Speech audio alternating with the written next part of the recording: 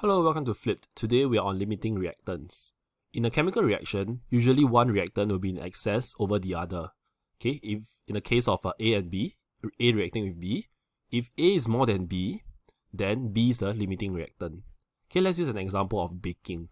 So if I want to bake a cake, I have eggs and flour, correct? Okay, we assume that we just need these two ingredients for now. So we know that 3 eggs and 200 grams of flour, for example, is the perfect recipe to create a cake. But what if in this case I want to use 4 eggs? Okay, I still will get my cake, correct? But the recipe will be changed, correct? It will taste differently, for example. So you can see that I have added 1 egg, okay, but my flour remains the same. So you can see that flour is now the lesser one, is limiting, whereas eggs are in excess. Okay, so this is a rough idea behind the idea of limiting and excess. So how do we apply this to chemistry? First, we have to calculate, okay, their individual number of moles. If, for example, we are using A and B, we have to calculate the number of moles of A and B respectively. And then we compare their ratio according to chemical equation. Finally, we will state the limiting reactant with reasons. Okay, so a bit of English here. I'll explain to you what it is and give you the template to follow. So you can just copy and paste. Okay, so in the case of question, we have this one.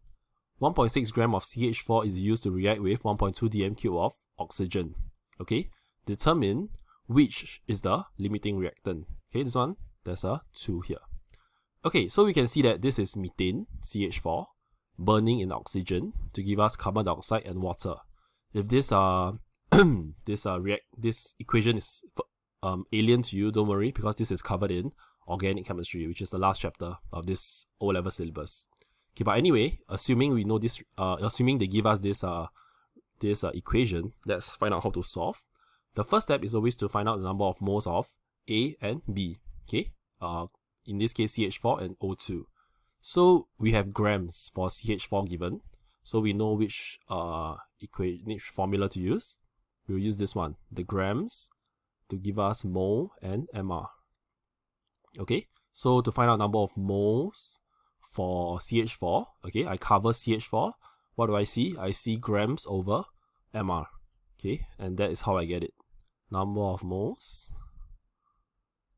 of CH4 is equals to grams, which is 1.6, divided by the mR, which in this case is 12 for C and 1 for H, but there are 4 H's, so I have to times a 4 here. Okay, this one will result in 0.1 mole, okay, of CH4. In 1.6 grams, there are 0.1 mole of CH4 particles. What about number of moles of the second reactant? Okay, O2. Can I use this formula back? I can't, because they didn't give me any gram. Instead, I have to use this one that we learned. Okay, it's the volume triangle. In this case, I have mole here, and on the other side, I have 24 dm cube.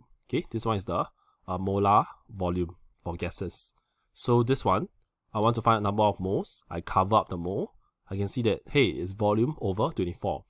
So volume is just 1.2 dm cube divided by 24 at the bottom, giving me a 0.05 moles. Okay, so this one does not stop here. I've just merely calculated how much of CH4 and how much of O2 are there. But it does not end here. I have to give them reasoning to tell them which one is the limiting reactant. Okay, how do we do that? This is the template. First one is to say that equation shows that 1 mole of CH4 is required to react with 2 moles of O2, because I can see that this is 1, right? 1 CH4, 1 is to 2. Makes sense, right? That's why it's 1 mole of CH4 required to react with 2 moles of O2. Makes sense, 1 is to 2. Next one, therefore, for 0.1 mole of CH4, okay, I'm using here now, to actually use up 0.1 mole of CH4, I actually need 0.2 moles of O2. Does this make sense? Because this is 1 is to 2. Okay, maybe I just rewrite it here. Okay, this one you don't have to write it. You don't have to. You can just skip this step. You can just explain it in words.